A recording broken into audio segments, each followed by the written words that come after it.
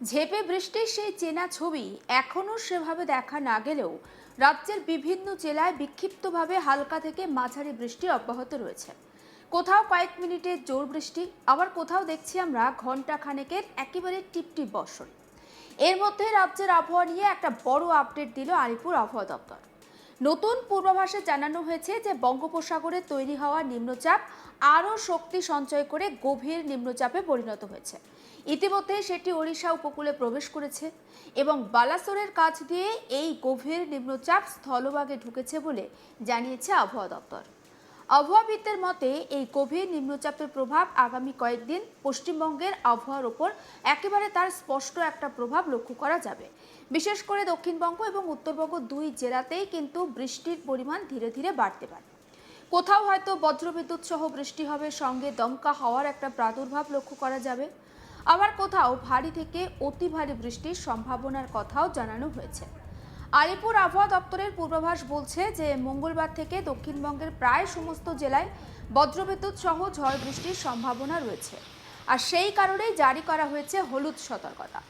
আবহাওয়া দপ্তরের ভাষায় বৃষ্টির পরিমাণ যদি বেশি হয় এবং বৃষ্টির সঙ্গে যদি ঘন্টায় 30 থেকে 40 কিলোমিটার বা কোথাও তার বেশি গতিতে দমকা হাওয়া বইতে পারে, বিশেষ করে যেমন উপকূলবর্তী জেলাতে হাওয়ার দাপট বেশি হবে, তখন কিন্তু সেখানে হলুদ সতর্কতা জারি করা হয়। দক্ষিণ চব্বিশ পরগনা, উত্তর চব্বিশ পরগনা, পূর্ব মেদিনীপুরের মতো উপকূলবর্তী যে সমস্ত এলাকা রয়েছে সেখানে ঝোড়ো হাওয়ার সঙ্গে বজ্রবিদ্যুৎ সহ বৃষ্টি হতে পারে। তাই এই জেলাগুলিতে বাসিন্দাদের অতিরিক্ত সতর্ক থাকার পরামর্শ দিয়েছে আবহাওয়া অফিস। বজ্রপাতের সময় খোলা জায়গায় আপনি থাকবেন না, বড় গাছের নিচে আশ্রয় নেবেন না এবং অপ্রয়োজনীয়ভাবে বাড়ির বাইরে বের না হওয়ার কথাও বলা হচ্ছে। সমুদ্রের পরিস্থিতি আগামী কয়েকদিন খুব একটা অনুকূল থাকবে না, কারণ গভীর নিম্নচাপ আর গভীর নিম্নচাপের প্রভাবে বঙ্গোপসাগর উত্তাল হওয়ার আশঙ্কা থাকছে। ফলে সমুদ্রের দমকা থেকে ঝোড়ো হাওয়া বইতে পারে। সেই কারণে মঙ্গলবার মৎস্যজীবীদের সমুদ্রে যেতে নিষেধাজ্ঞা জারি করা হয়েছে। যারা ইতিমধ্যেই গভীর সমুদ্রে রয়েছেন বা পৌঁছে গিয়েছেন তাদের যত দ্রুত সম্ভব নিরাপদে উপকূলে ফিরে আসার পরামর্শ দিয়েছে আবহাওয়া দপ্তর। প্রশাসনের তরফেও মৎস্যজীবীদের সতর্ক করা হচ্ছে যাতে কোনো মতেই তারা ঝুঁকি নিয়ে সমুদ্রে না যান। এবার আসবো কলকাতার আবহাওয়া ঠিক কেমন থাকবে সেই আপডেটে। দেখুন, মঙ্গলবার অর্থাৎ আজ শহর কলকাতা এবং পার্শ্ববর্তী এলাকায় সকাল থেকেই আকাশ মূলত মেঘলা থাকার একটা সম্ভাবনা রয়েছে এবং সকাল থেকে আকাশ মেঘলা রয়েওছে। দিনের বেশিরভাগটা সময় কিন্তু আকাশে মেঘের আনাগোনা লক্ষ্য করা যাবে। হয়তো কোথাও কোথাও হালকা থেকে মাঝারি বৃষ্টি হলেও হতে পারে। আবার কিছু এলাকায় বজ্রবিদ্যুৎ সহ দমকা হাওয়াও বইতে পারে। যদিও সারাদিন ধরে যে টানা ভারী বৃষ্টি, সেই বৃষ্টির সম্ভাবনা এই মুহূর্তে খুব একটা বেশি নেই, তবে বিক্ষিপ্তভাবে বৃষ্টির দাপট দেখা যেতে পারে। কলকাতার সর্বোচ্চ তাপমাত্রা এদিন 31 ডিগ্রি সেলসিয়াসের আশেপাশে থাকতে পারে, অর্থাৎ আজকে কলকাতার সর্বোচ্চ তাপমাত্রা 31 ডিগ্রি সেলসিয়াসের আশেপাশে থাকতে পারে। অন্যদিকে সর্বনিম্ন তাপমাত্রা থাকতে পারে প্রায় 25 ডিগ্রি সেলসিয়াস। মেঘলা আকাশ থাকবে, বাতাসে জলীয় বাষ্পের পরিমাণ বেশি থাকায় আপনি হয়তো অস্বস্তিকর গরম সেটা অনুভব করবেন, অর্থাৎ ঘাম বেশি হবে। হয়তো রোদ থাকবে না, কিন্তু এই আর্দ্রতাজনিত কারণে ঘাম বেশি হবে।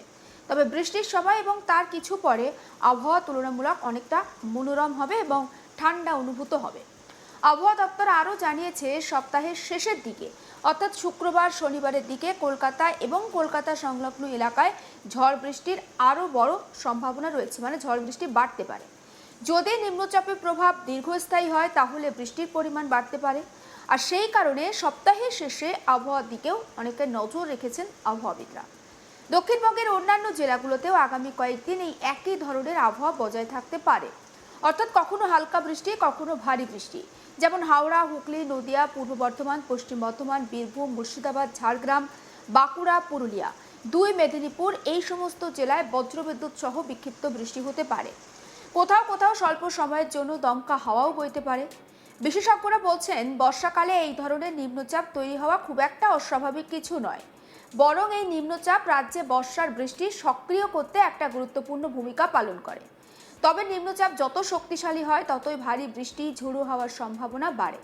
তাই সাধারণ মানুষকে সতর্ক থাকা পরামর্শ দেওয়া হচ্ছে। এবারে আপনাদেরকে একটু উত্তরবঙ্গের আবহাওয়ার আপডেট দিই, কারণ মঙ্গলবার থেকে উত্তরবঙ্গে বৃষ্টির পরিমাণ উল্লেখযোগ্যভাবে বাড়তে পারে বলে জানিয়ে দিয়েছে আলিপুর আবহাওয়া দপ্তর। বিশেষ করে উত্তর দিনাজপুর, দক্ষিণ দিনাজপুর, দার্জিলিং, জলপাইগুড়ি, আলিপুরদুয়ার অর্থাৎ উত্তরবঙ্গের যে সমস্ত জেলা উপরের দিকে রয়েছে সেখানে বিক্ষিপ্তভাবে দু এক জায়গায় ভারী বৃষ্টি হতে পারে। এই জেলাগুলিতে দিনের বিভিন্ন সময় বজ্রবিদ্যুৎ সহ বৃষ্টি হতে পারে। পাহাড়ি এলাকায় মেঘলা আকাশের পাশাপাশি মাঝে মধ্যে বৃষ্টি বর্ষণ দেখা যেতে পারে।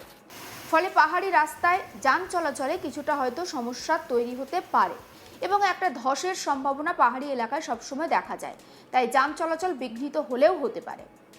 তবে উত্তরবঙ্গে যে সমস্ত বাকি জেলা, সেই বাকি জেলাগুলোর জন্য কিন্তু বৃষ্টির হলুদ সতর্কতা জারি করা হয়েছে। অর্থাৎ উত্তরবঙ্গের প্রায় সব জেলাতে বজ্রবিদ্যুৎ সহ ঝড় বৃষ্টির সম্ভাবনা রয়েছে। কোথাও কোথাও হয়তো স্বল্প সময়ের মধ্যে বেশ বেশি বৃষ্টি হতে পারে। আবহাওয়া দপ্তর বলছে যে বুধবার আর বৃহস্পতিবার উত্তরবঙ্গে বৃষ্টির পরিমাণ আরও বাড়বে। বিশেষ করে উত্তরবঙ্গের জলপাইগুড়ি আর আলিপুরদুয়ার জেলায় অতি ভারী বৃষ্টির সম্ভাবনা সেখানে থাকছে বলে কমলা সতর্কতা জারি করেছে আবহাওয়া দপ্তর। অর্থাৎ পরিস্থিতি আরও গুরুতর হতে পারে বলেই আগাম সতর্ক করা হয়েছে। তবে শুধু তাই নয়, দার্জিলিং, কালিম্পং, কোচবিহার জেলাতেও বিক্ষিপ্তভাবে ভারী বৃষ্টির সম্ভাবনা রয়েছে। পাহাড়ি এলাকায় টানা বৃষ্টির কারণে ছোট নদী, যে সমস্ত ঝোড়া রয়েছে অর্থাৎ ঝর্ণা থেকে যে সমস্ত জলাশয় নেমে এসেছে আর পাহাড়ি নালাগুলোর জলস্তর বৃদ্ধি পেতে পারে। ফলে নিচু এলাকা আর পাহাড়ের ঢালে বসবাসকারী মানুষদের সতর্ক থাকার কথা বলা হচ্ছে। ভারী বৃষ্টির কারণে হয়তো কোথাও জল জমতে পারে, ফলে একটা সমস্যা তৈরি হতে পারে। বিশেষ করে উত্তরবঙ্গে যে সমস্ত শহরাঞ্চল রয়েছে, অল্প সময়ের ভারী বৃষ্টিতেই সেখানকার রাস্তা জলমগ্ন হয়ে যেতে পারে আর এর ফলে যানজটের সমস্যা বাড়তে পারে। অফিস যাত্রীরা সমস্যায় পড়তে পারেন এবং তাদের জন্য বেশ কিছু সতর্কবার্তা নেওয়ার কথা বলা হচ্ছে। একবার আপনাদেরকে শোনাই আবহাওয়াবিদ সৌরিশ ব্যানার্জি আবহাওয়া সম্পর্কে ঠিক কী আপডেট দিচ্ছেন সেই বক্তব্য। যে গভীর নিম্নচাপটা তৈরি হয়েছিল বর্তমানে দক্ষিণ ঝাড়খণ্ড সংলগ্ন উত্তর উড়িষ্যার কাছাকাছি অবস্থান করছে এবং এটা ধীরে ধীরে দক্ষিণবঙ্গ থেকে দূরে সরে যাবে উত্তর পশ্চিমের দিকে, ক্রমশ ছত্তিশগড় হয়ে মধ্যপ্রদেশের দিকে। আগামীকাল থেকে পরবর্তী 2-3 দিন বৃষ্টিপাতের পরিমাণ কিছুটা কমের দিকে থাকবে, তবে হালকা থেকে মাঝারি ধরনের বৃষ্টিপাত কন্টিনিউ করবে কোথাও কোথাও। আবার বৃষ্টিপাত সামান্য একটু বাড়বে 10 তারিখ থেকে পরবর্তী 2-3 দিন দক্ষিণবঙ্গের জন্য।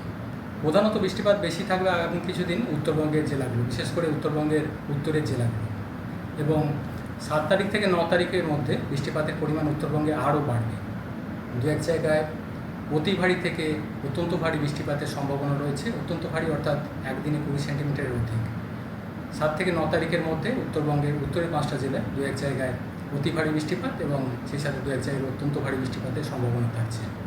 এবং তারপরেও পরবর্তী 2-3 দিনও বৃষ্টিপাত উত্তরবঙ্গের জন্য কন্টিনিউ করবে। স্থানীয়ভাবে দু এক জায়গায় ভারী বৃষ্টির সম্ভাবনা তারপরেও কন্টিনিউ করবে উত্তরবঙ্গের জেলাগুলির জন্য।